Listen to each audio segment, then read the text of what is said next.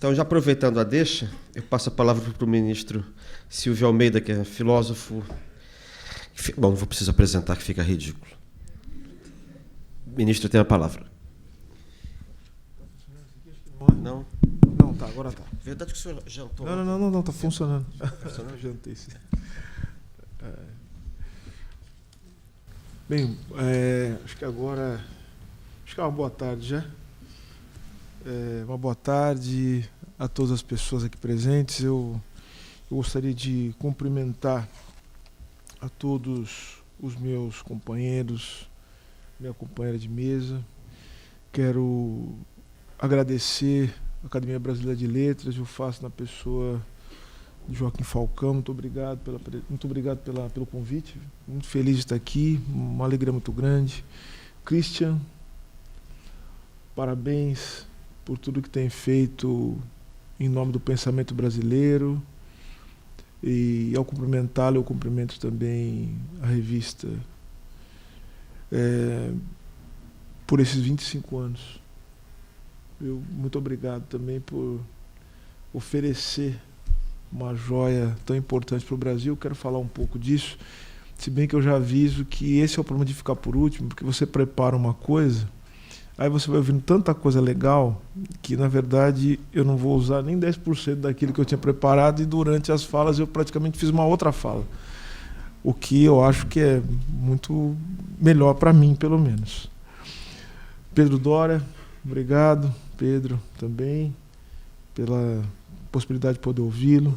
O professor Paulo Gadelha, professora Luísio Araújo, professor Nelson Jobim e, por último, mas não menos importante, Rosisca. Obrigado, viu? Enfim.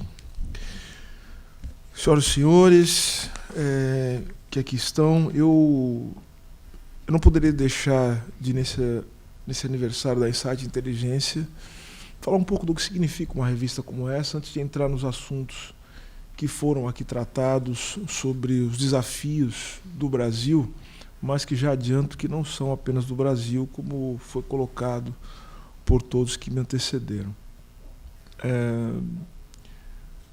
Primeiro, Cristian, eu fiquei pensando ontem sobre o que significa, na condição de ministro de Estado, Direitos Humanos da Cidadania, participar do aniversário de uma revista tão importante. Acho que isso tem muito significado, e a presença do Paulo aqui acho que exemplifica isso. Eu sou ministro de Estado, a ministra Anísia Trindade também é ministra de Estado, e que esteve à frente da Fiocruz. E tanto eu como Nízia temos como objeto da nossa vida, da nossa trajetória acadêmica, o pensamento social brasileiro. A Nízia pensando o papel do sertão como território, mas como ideia, o significado disso para o Brasil. E eu pensando as questões relacionadas ao Estado, ao direito, e à formação social brasileira, e colocando a questão racial como um elemento central para se pensar o Brasil, para se pensar a tessitura da sociedade, e particularmente da sociedade brasileira, percorrendo uma longa tradição de pensadores, e o Christian, sem dúvida, se insere dentre esses pensadores, de pessoas que se dedicam a pensar o Brasil. Então, acho que é um momento importante, ou seja, nós estamos falando aqui do meu caso, da ministra Nízia, que são duas pessoas que se dedicaram a pensar o Brasil. E por isso a importância de uma revista como essa, Christian, porque acho que essa revista, ela carnifica o pensamento vivo, o pensamento social brasileiro, e como é importante pensar o Brasil para que nós possamos pensar os nossos desafios frente às transformações do mundo, às transformações da realidade, e como nós podemos, isso foi dito logo aqui no início, né, pensar a conjuntura brasileira, mas reunindo as dimensões do tempo, num só golpe. Pensar o passado do Brasil nunca é só pensar o passado do Brasil, é pensar o presente. E o que esse passado nos determinou, mas fundamentalmente olhar para o presente e olhar para o futuro. É olhar todas as possibilidades que estão inscritas no presente brasileiro e que foram determinadas pelo passado. Então, estar em conjunção com o pensamento social brasileiro não nos permite olhar apenas para trás, olhar para baixo e nem só olhar para frente. Nós temos que reunir essas dimensões todas. E esse é o nosso grande desafio.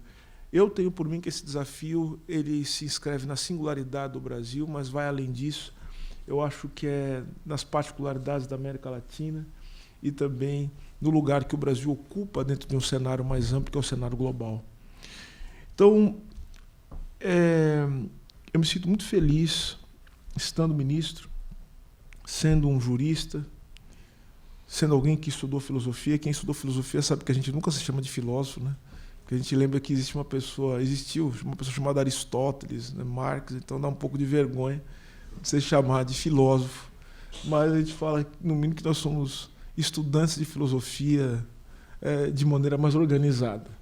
Então, foi isso que fiz quando fiz a faculdade de filosofia, apenas me inseri dentro de uma tradição. Mas, nessa condição, né, estando ministro, sendo um advogado, sendo um jurista e sendo um estudante da filosofia, é muito significativo que uma revista dessa chegue aos 25 anos diante de desafios tão importantes para o Brasil. Eu gostaria também, muito rapidamente, de dizer por que eu acho que essa revista é uma revista diferente, muito especial. Ela é diferente, muito especial, pelo menos por 4 motivos, Cristian. Primeiro, porque ela é uma revista que tem uma qualidade artística importante, a dimensão da arte, pensar a questão estética é fundamental para se pensar o Brasil. Como a tradição do pensamento brasileiro já nos demonstrou, né? Ou seja, os grandes pensadores da arte, a arte, portanto, ela nos dá um horizonte de possibilidades. E eu citaria aqui, dentre tantas figuras importantes no campo da arte, e estou falando de literatura, estou falando da pintura, eu quero citar Mário de Andrade, que eu acho que entendeu como poucos o significado de uma cultura nacional, né? Ou seja, de uma estética brasileira. Então, quero ressaltar essa figura. A revista é importante também porque ela é uma revista que eu chamaria de aguda, porque, ao mesmo tempo, que ela é uma revista que fala sobre a conjuntura, mas não se prende à conjuntura e, portanto, nos dá um horizonte teórico dos mais expressivos. Ela é uma revista especial porque ela é uma revista bem escrita, e nos tempos de hoje eu acho que isso é uma qualidade que nós devemos ressaltar. E, por fim, a revista Insight Inteligência, e isso também ficou na fala de todo mundo que está aqui, é uma revista plural. Ou seja, é uma revista que tenta reconstituir os cacos. Isso também apareceu na fala de todas as pessoas aqui, daquilo que um dia a gente chamou de esfera pública, né? Onde existe a possibilidade da produção do consenso, que é uma herança, diria, da modernidade, que é o lugar onde nos encontramos a partir das nossas diferenças, mas que conseguimos, ou pelo menos deveríamos conseguir, a partir de toda uma amarração institucional, produzir certos consensos. Então, uma série de teóricos que tratam desse tema, mas a questão toda é que tem uma revista em que há espaço para pluralidade de ideias, já deixando bem evidente, fascismo e nazismo não são pluralidades. Isso acho que é bem importante que a gente diga isso nesse momento. Com o fascismo e com o nazismo o tratamento é outro, ou seja, não há pluralidade possível e não há diálogo possível com quem só tem como movimento a morte e a destruição, a carnificina. Então, dito isso, dando os parabéns à revista, agora eu gostaria de ir para uma segunda parte, eu espero ser muito rápido aqui, e eu vou tentar, prometo, que agora já está chegando no horário da fome, né, das pessoas aqui, mas eu gostaria de fazer algumas reflexões em torno daquilo que foi colocado, como eu já disse, pelos meus antecessores.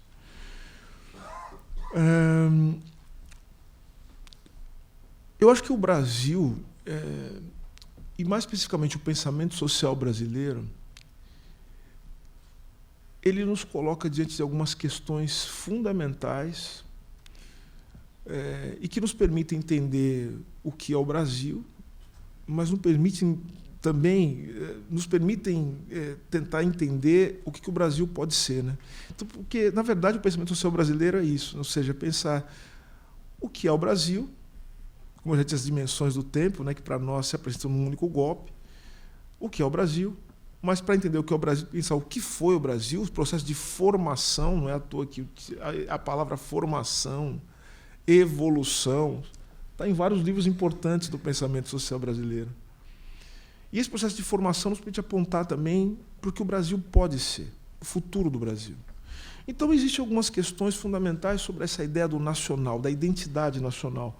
Porque ao perguntar sobre identidade nacional, nós estamos nos perguntando, por exemplo, quem é o povo brasileiro? E aí nos aparece uma dimensão fundamental que parece que não está, mas eu acho que há, inclusive, um silêncio eloquente em torno disso. É justamente isso que eu procuro falar quando escrevo e tratar quando escrevo, que é justamente essa dimensão racial. A dimensão racial, portanto, ela traz a pergunta sobre quem é o povo brasileiro. E já deixando muito evidente que esse é um processo que não se desenvolve só no Brasil, tá? Essas perguntas elas são feitas em todos os lugares onde se formou essa ideia de Estado-nação. As respostas são diferentes, elas atendem às singularidades dos contextos históricos distintos, mas a pergunta sobre a identidade nacional, quem é o povo, pode ser vista em todos os países. Todos aqueles que se forjaram a partir dessa ideia de Estado-nação. Então, quem são os brasileiros? Outra pergunta. Quais as instituições apropriadas para fazer com que o povo brasileiro continue sendo o povo brasileiro? Para abrigar as nossas singularidades, para preservar a nossa cultura, para fazer com que nós continuemos sendo brasileiros. Então, vai entrar uma reflexão sobre o Estado. E vejam, os grandes pensadores e as pensadoras refletiram sobre o Estado, ministro Jobim. Inclusive aqueles que parece que não falaram sobre o Estado. Eu posso me referir aqui desde José Bonifácio, passando por André Rebouças, Joaquim Nabuco, podemos ir agora para os anos 30 falar do Gilberto Freire. São pensadores do Estado brasileiro. São pensadores também que estão falando a respeito dessa singularidade do povo brasileiro. Por isso a questão racial é tão importante para eles. E há uma outra pergunta que nos leva também às reflexões que foram colocadas pelo professor Aloysio, que é o pensamento econômico brasileiro. Ou seja, qual é a forma de organizar o processo de produção da vida material no Brasil? Aí nós temos as contradições, as dicotomias que marcam o pensamento social brasileiro. De um lado, né? Ou seja, tradição ou modernidade? Agrarismo ou industrialismo? Orgânico ou inorgânico? A figura do ornitorrinco, né, do Chico de Oliveira. Ou seja, é um país... Mas como é que nós lidamos com as nossas contradições? E, ministro Jobim, eu acho que isso é o cerne da sua reflexão quando fala do papel do Poder Judiciário, né? Ou seja, é justamente isso, é a ideia de absorção dos conflitos. Como é que é possível criar uma institucionalidade, a partir das nossas singularidades, capaz de absorver os conflitos que nos marcam enquanto país? E aí uma coisa importante, não se pode pensar a singularidade do Brasil sem pensar também a conexão que o Brasil tem com o cenário mundial. Isso é importante dizer, porque isso também está no pensamento social brasileiro. Há uma pergunta sobre o lugar do Brasil no concerto das nações, o lugar do Brasil do mundo.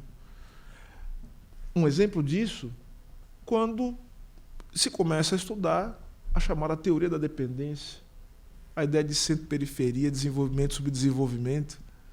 Qual o lugar do Brasil na formação das sociedades ou da sociedade capitalista global?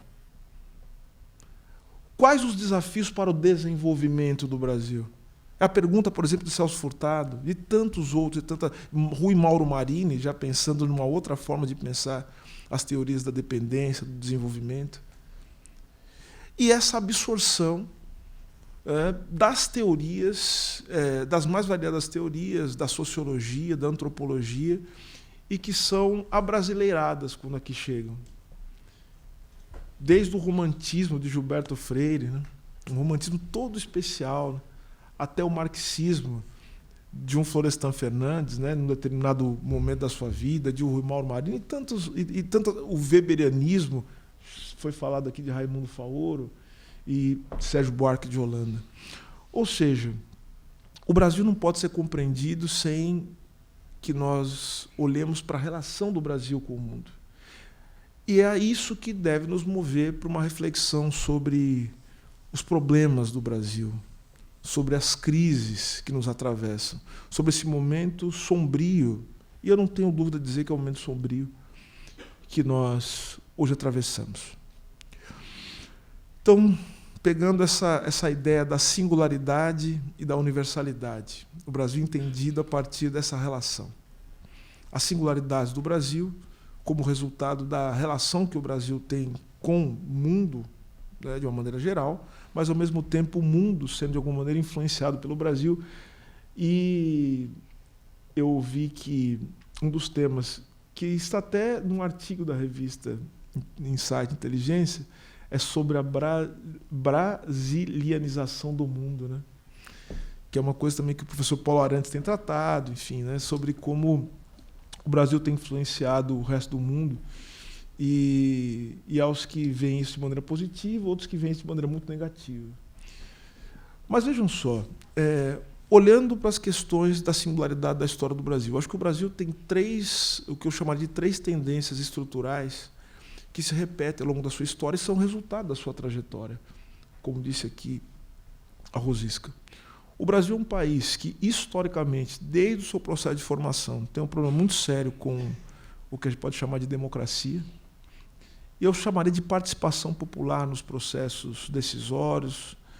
E, então, o Brasil ele tem uma sociedade, uma cultura, uma institucionalidade muito avessa à participação popular nas grandes decisões sobre os rumos do país. Alguns autores vão chamar isso de autoritarismo, por exemplo. O Brasil é um pouquinho de participação popular e democracia cercada de golpes por todos os lados, né? A vida do Brasil é golpe. Depois, acho que uma segunda determinante estrutural da história brasileira e que toma formas diferentes. Vejam só, eu estou falando dessas determinações, mas eu não estou dizendo que elas aparecem e se nos apresentam da mesma forma sempre. As mudanças na conjuntura global fazem com que isso se manifeste de maneira diferente para nós. Então, a segunda determinação, né, ou determinante, eu diria que é a dependência econômica, que aparece na forma da desigualdade, da pobreza, que aparece nos debates econômicos sobre o papel da educação, do desenvolvimento, que, enfim, o pensamento econômico brasileiro se dá em torno desses desafios, né? Ou seja, de pensar a questão da dependência econômica do Brasil, os processos de industrialização, o papel do Estado nesses processos. E a terceira determinante é o racismo.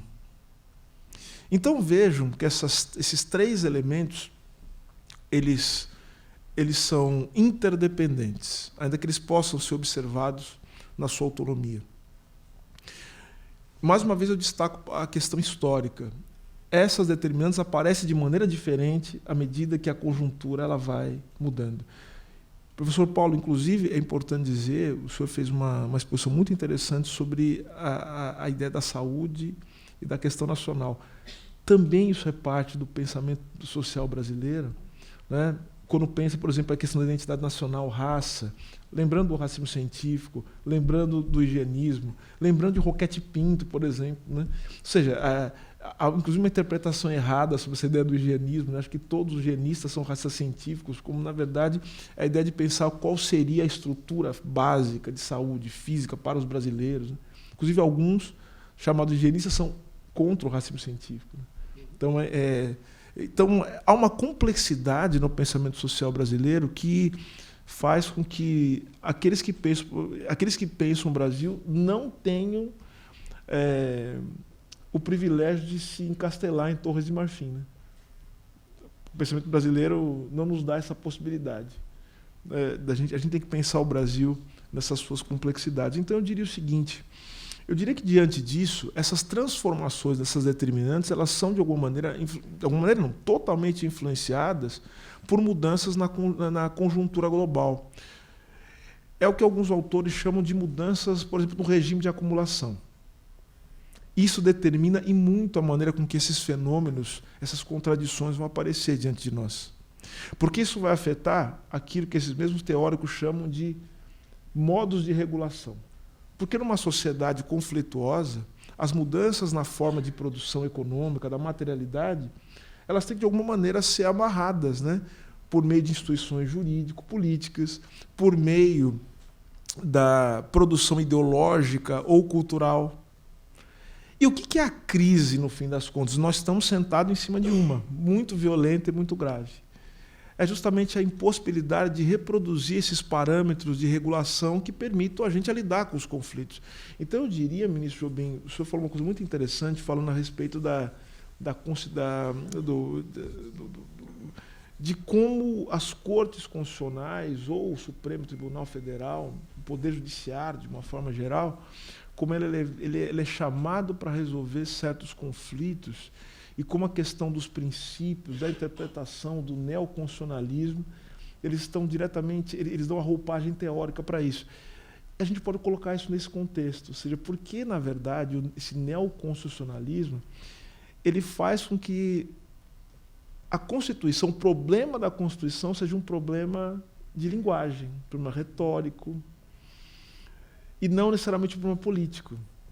E isso, tenho por mim, que está ligado diretamente ao fato de que a impotência política provocada pelas crises econômicas leva, portanto, o estabelecimento do direito constitucional como uma instância retórica, uma instância de linguagem, ou seja, os grandes projetos políticos, a ideia da Constituição dirigente, da Constituição, portanto, que planeja, que programa a sociedade, é algo que ficou no mundo fordista. Então, a gente tem que pensar muito essas relações, porque eu acho que não estão só no campo da vontade. Até o Pedro Doria falou uma coisa interessante, ele falou, puxa vida, as tecnologias são aquilo que as pessoas querem que elas sejam. Sabe qual é o grande problema disso, Pedro? Você tem razão. É que as pessoas nunca são aquilo que elas querem ser, né? Como diz o Freud, né? Nós não somos senhores da nossa própria casa. E a nossa casa e a nossa morada é determinada justamente por esses processos incessantes de reorganização dos horizontes da vida que se dão por essas determinantes estruturais e por essas mudanças na conjuntura global. E é no espaço disso que está aquilo que a gente acha que está definido e que não tem definição nenhuma, que se chama humanidade. É em torno disso. Então eu diria, e aí já me encaminho para o final, que é o seguinte, os nossos grandes desafios diante dessa conjuntura, eles nos exigem retomar a potência do pensamento social brasileiro, e não apenas para a gente ficar olhando para o Brasil, mas para a gente poder olhar para o Brasil a partir da nossa condição, o que é fundamental para que nós possamos ter uma compreensão mais ampla do mundo. Olhar para o Brasil é olhar para o mundo. Olhar para o mundo nas suas complexidades, olhar para o mundo também nas suas contradições. Entender, portanto, que não há solução para as grandes questões globais ou para as questões nacionais que não passe também pela dimensão e por um olhar sobre os processos de transformações pelos quais passa o mundo hoje.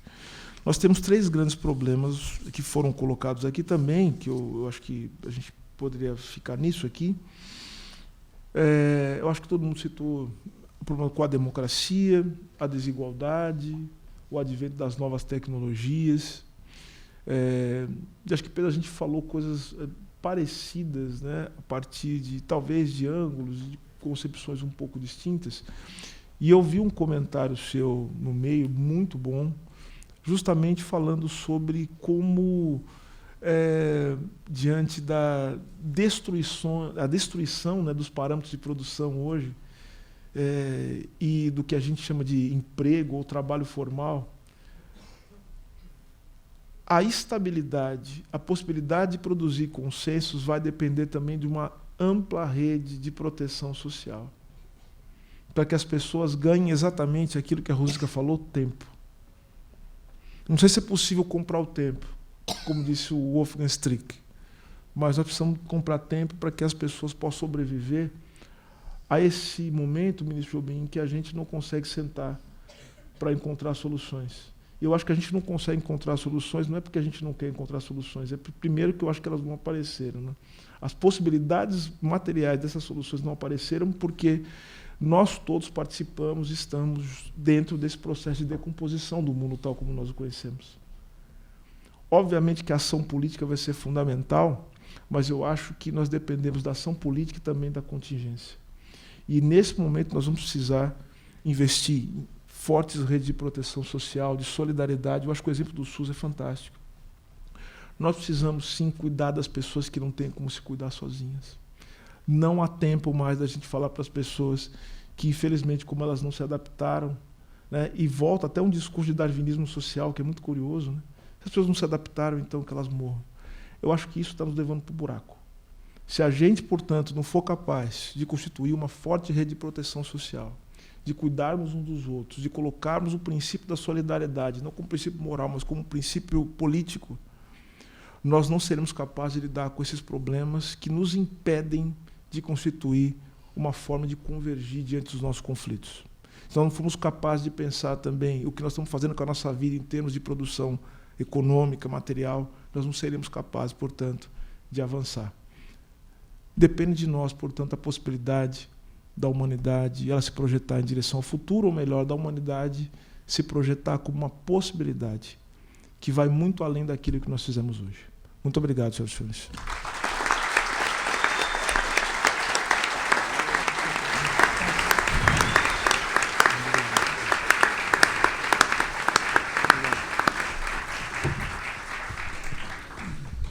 Passar a palavra aqui um instantinho para o nosso anfitrião. Quero agradecer a vocês todos, principalmente aos debatidores, pela qualidade do que nós ouvimos hoje aqui. A esperança não morreu. Obrigado.